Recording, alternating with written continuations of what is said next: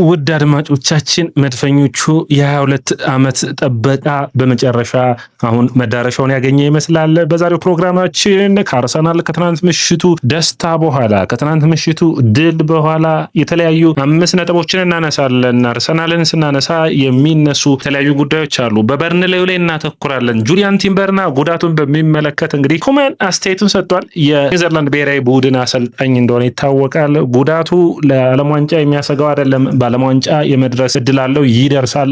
ለነገር ግን ለቻምፒዮንስ ሊግ የመድረስ እድሉ አጠራጣሪ ነው የሚል አስተያየት ሰጥቷል። ይህ ትንሽ ለአርሰናል ደጋፊዎች አስቸጋሪ እንደሆነ የሚታወቅ ነው። ነገር ግን መድፈኞቹ አሁንም ይጠብቃሉ 90 ደቂቃ ከአውሮፓ ቻምፒዮንስ ሊግ የዋንጫ ማሸነፍ እድልን፣ 90 ደቂቃ ከእንግሊዝ ፕሪሚየር ሊግ የማሸነፍ እድል ይቀራቸዋል። ታዲያ ይህንን ለማሳካት በትናንትናው ጨዋታ ካየናቸው 5 ነገሮችን እነሳለን። እንግዲህ መድፈኞቹ በኔ እይታ ለቀጣይ ዓመት አርሰናል ሲያስብ አንዱ መሸፈን የሚጠበቅባቸው ነገሮች በግልጽ ይታያሉ። እዚህ ስብስብ ውስጥ አሁን ጨዋታው 37ኛ ሳምንት ላይ ደርሶ እገሌ ጥሩ ተጫውተዋል፣ እገሌ አሸንፈዋል፣ እገሌ እንደዚህ ነው የሚል አስተያየት አይሰጥም። አርሰናል ማሸነፍ ነው የሚጠበቅበት። ያንን በሚገባ አከናውኑታል። ስለቀጣይ ዓመት ሲታሰብ ግን አርሰናል አሁንም በመሃል ተከላካይ እንዲሁም ደግሞ የዲክላን ራይስ ትክክለኛ ቤንች መሆን የሚችል ዲክላን ራይስ እረፍቶችን በሚያስፈልጉበት ወቅት ሽፋን የሚሰጥ ተጫዋች እንደሚያስፈልግ ግን በዝውውር መስኮት የሚያሳይ ነው። የአርሰናልን ማጥቃት ደግሞ በእርግጠኝነት ከጨዋታው መጠናቀቅ በኋላ ትልቁ የአንድሬ በርታ ስራ ያንን ማስተካከል ይሆናል ብዬ አስባለሁ። አጠቃላይ ውድ አድማጮቻችን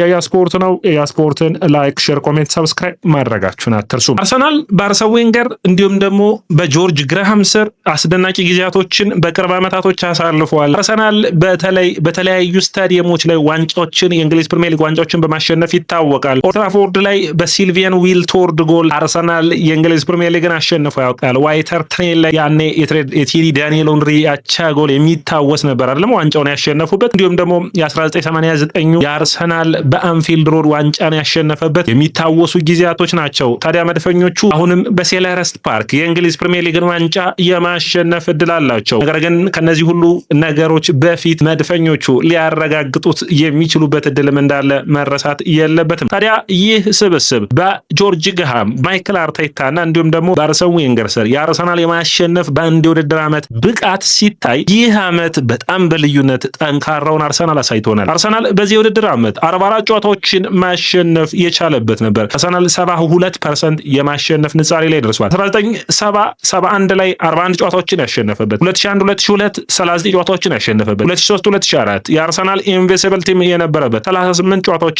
በማሸነፍ የሚታወሱበት ነበር።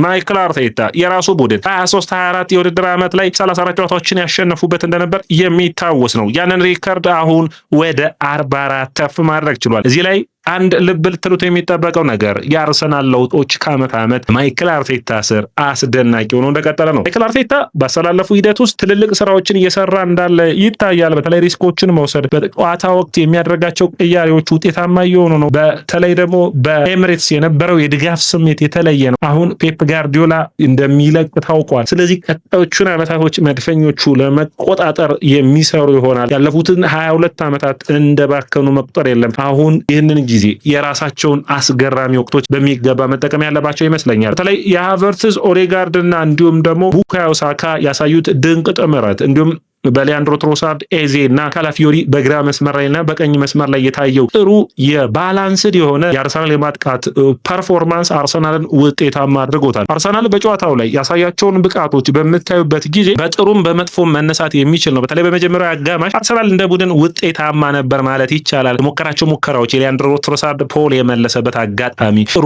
አጋጣሚ እንደነበር የሚታወስ ነው። ከዛም ውጭ በጨዋታው ላይ እንግዲህ ቡካዮ ሳካ ሹት ያደረጋቸው እድሎች ጎል ቢሆኑ ኖሮ አርሰናል ጨዋታውን 1-0 ያሸንፍ እንጂ ይህ የአርሰናል የመከላከል ቅርጽ ይህንን የውድድር ዓመት ምርጡ ብቃታቸው ላይ እንዲገኙ ያደረጋቸው የአርሰናል የመከላከል ቅርጽ ነው። ሁሌም መከላከል እንግሊዝ ፕሪሚየር ሊግ ላይ የዋንጫ ባለቤት ያደርጋል። አርሰናል 1.03 ኤክስፔክትድ ጎል 1 ጎል አስቆጠረ። 13 ሹቶችን አደረገ። 3 ሹቶችን ኦን ታርጌት መሞከር ቻለ። 38 ኳስ በተቃራኒ ሳጥን ቦክስ ውስጥ መንካት ችሏል። ነገር ግን በተቃራኒው በሚገርም ሁኔታ በኤክስፔክትድ ጎል አንጻር 0.21 ነው የሞከሩት ይላል። ነገር ግን ኦን ታርጌት ሹት ማድረግ አልቻሉ ነበር። አርሰናል 86% የኳስ ቁጥጥር ነበረው። በአጠቃላይ ጨዋታው በአርሰናል እጅ ነበር ነው የሚመስለው። ጨዋታውን ላላየ ግን ትንሽ የሚያስቸግር ይሆናል። አርሰናል ተጨናንቆ ያሸነፈ ይመስላል። ነገር ግን አርሰናሎች በጨዋታ መጠናቀቂያ ወቅት የጣሏቸው ነጥቦች አሉ። በሰንደርላንዱ የማይረሳ ነው። የወልቭሱ ጨዋታ በኤምሬትስም ሆነ በዌልቭስ ሞሊኒክስ ስታዲየም ላይ በመጨረሻዎቹ ሰዓቶች ላይ ያጋጠማቸው ደካማ ብቃቶች ነበሩ። አሁን እነዛን የሚረሱበት ጊዜ ያለፉትን ጨዋታዎች 19 ክሊንሺቶችን በዚህ ውድድር ዓመት ብቻ ያስመዘገቡበት ነው። ይህ ስብስብ ይህ ድንቅ ብቃት ያለው ቡድን በአጠቃላይ የዴቪድ ራያ እንዲሁም ደግሞ የሳሊባና የገብርኤል ጥምረት በተለይ የሳሊባ አስደናቂ የመከላከል ብቃት ምን ማለት ይቻላል። ይህ ስብስብ በአጠቃላይ የእንግሊዝ ፕሪሚየር ሊግን የሚያሸንፍ ከሆነ በአርሰናል ታሪክ በመከላከሉ ረገድ ከነ ስቲቭ ቦልድና እንዲሁም ደግሞ ቶኒ አዳምስ ከነ ማርቲን ኩዌን ጋር መወዳደር የሚችል ነው። የሶል ካምቤልና የኮሎ ቱሬ የኢንቪሲብል ቲም የማይበገሩትን ቡድንም የሚያስታውስ ነው። የዘንድሮው አርሰናል እንግዲህ የእንግሊዝ ፕሪሚየር ሊግና የአውሮፓ ቻምፒዮንስ ሊግን ማሸነፍ የሚችል ከሆነ ውደድማዎቻችን በግልጽ መናገረው ከኢንቪሲብል ቡድን ጋር መወዳደር የሚችል ይሆናል። መወዳደር ብቻ ሳይሆን በክርክር መከራከር ይቻላል። በእኔ እይታ አርሰናል የማይበገሩት 2003-2024 የውድድር ዓመት በእንግሊዝ ፕሪሚየር ሊግን ሳይሸነፉ ያነሱበት የሚታወስ ዓመት አይደለ?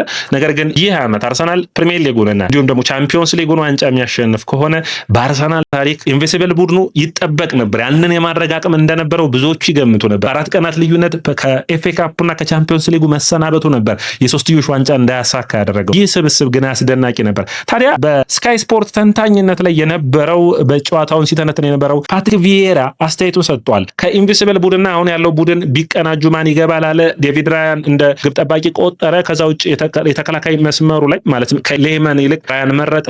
በቀኝ በኩል የመረጠው አሁን ያለውን ጁሊያን ቲምበር ነው። ሶል ካምቤል ቦታ ላይ ገብርኤልን መርጧል። ሶል ካምቤልና ገብርኤል በተከላካይ መስመር፣ አሽሊ ኮል የግራ መስመሩን ይዛል። አማካኝ ላይ ፋቢዮ ቪዬራ እና እንዲሁም ደግሞ ከጎኑ ዴክላን ራይስን የመረጠ ሲሆን ዴኒስ ቤርካምፕ፣ ኤሪ ዳንኤል ኦንሪ፣ ሮበርት ፒሬዝን መርጦ በቀኝ መስመር ላይ ግን ቡካዮ ሳካን አስቀምጧል። ሳካ እንዲሁም ደግሞ በማጥቃቱ ረገድ ማለት ነው ሳካን በአማካኝ ረገድ ደግሞ አንድ ተጫዋች ጨምሯል። ያም ዴክላን ራይስ ነው። በተከላካይ መስመር ረገድ 2 ተጫዋቾችን ጨምሯል። በአጠቃላይ ቡድን ውስጥ 5 የአሁኑ ቡድኖች ያኔ የኢንቪሲብል ቡድን ውስጥ የመሰለፍ ብቃት አላቸው የሚል አስተያየቱን ሰጥቷል። አርሰናል እንግዲህ በውድድር ዓመቶች ውስጥ ምርጥ ቡድንህን ከምርጥ ቡድኖች ጋር ማወዳደር የተለመደ ነው። እግር ኳስ ግን በየጊዜው የሚፈልገው ሂደት ጥሩ ቡድኖችን የተሻለ አቅምን ማሳየት ነው። አርሰናል በአንድሬ በርታ በሚቀጥሉት ጊዜያቶች ትልቁ ችግሩ የመከላከል ጥንካሬው እንዳለ ማጥቃቱን ማሻሻል ነው። የነ ጁሊያን አልቫሬዝ የነ ባርኮላ አይነት ፊርማዎች የሚጠብቁ ይሆናል ተብሎ የሚታሰብ ነው የሚሆነው። ነገር ግን እዚህ ቡድን ውስጥ የአምበልነት ባጁን ሳያደርግ እንደ ቡድኑ አምበል የሚንቀሳቀሰው ዴክላን ራይስ አስደናቂ ብቃት ነው። ወዳጆቻችን በጨዋታው ላይ 96 ኳሶችን በመንካት በሜዳው ላይ ከነበሩ አንደኛ ነው። የተሳካ ፓሶችን 68 ኳሶችን እንግዲህ በማድረግ አንደኛ ነው። በፖሴሽን ሆነ በማድረግ ኳሱን መልሶ በመቀማት 7 ኳሶችን በመቀማት አንደኛ ነው። ላይን ብሬኪንግ ፓስ 16 ዴክላን ራይስን ሲያነሱ ሁሌም እንደ ችግር የሚያነሱት ላይን ብሬኪንግ ፓስ ብዙ የሉትም የሚል ነው። 16 ኳሶችን አድርጓል። ፕሮግሬሲቭ ፓስ 9 ማድረግ ችሏል። ዴክላን ራይስ ምርጥ ብቃቱን በወሳኝ ምዕራፉ ላይ ያሳየ ነው። ይህ ተጫዋች ጫና በዛብህ ካላችሁት ምርጥ ብቃቱን የምታዩበት ተጫዋች ነው የሚሆነው። ይህም አስደናቂ ችሎታው ነው። ዴክላን ራይስ ለዚህ ቡድን አንዳንዱን የሜዳ ሳር በመርገጥ አስደናቂ ብቃቱን እያሳየ ይገኛል። ሌላኛው ሞስኬራ ነው። እንግዲህ ሞስኬራ የቀኝ መስመሩን በሚገባ ሽፋን መስጠት መቻሉ ጥሩ የሚባል ነው። በፓስ ረገድ ማሻሻል ይጠበቅበታል። ነገር ግን ሁሌ ሞስኬራ ሲታይ ያ የበርናቦ ኪሊያን ምባፔን ያቆመበት ቫሌንሲያ ተጫዋችነቱ አምና ያየሁት አስደናቂ የማስጣል ብቃቱ ወይም ሪከቨሪ ስፒድ ይሉታል። ኳስ ከተቀመ በኋላ መልሶ የማገገም ብቃቱ በጣም አስደናቂ ነው። ቀጣዩ አመታቶች አዲሱ ገብርኤልና ሳሊባ ሞስኬራ የመሆን እድል አለው ብዬ አስባለሁ። ቡካዮ ሳካ አስደናቂ አሲስት፣ አስደናቂ የማዘን የማሻማት ብቃት ጨዋታው ላይ ተጽዕኖችን ለመፍጠር አሁን ሳካ ወደ አጥቂ መስመሮች እያቀና ይገኛል። እድሎችን በሚገባ የማጥቃት ፖቸር የመሆን አቅሙን ያየ እንገኛለን። ጎሎቹ በቅርቡ ሰዓታቶች በቅርብ ጊዜያቶች የሚመጡ ይመስለኛል። ቡካዮ ሳካ በኔ እይታ ከመስመሮች እየተነሳ በጣም ብዙ ጎሎችን የሚያስቆጥር ተጫዋች የመሆን እድሉ በአንድ የውድድር ዓመት የቀጣዮቹ ዓመታቶች ድንቅ ብቃቶች ይሆናሉ።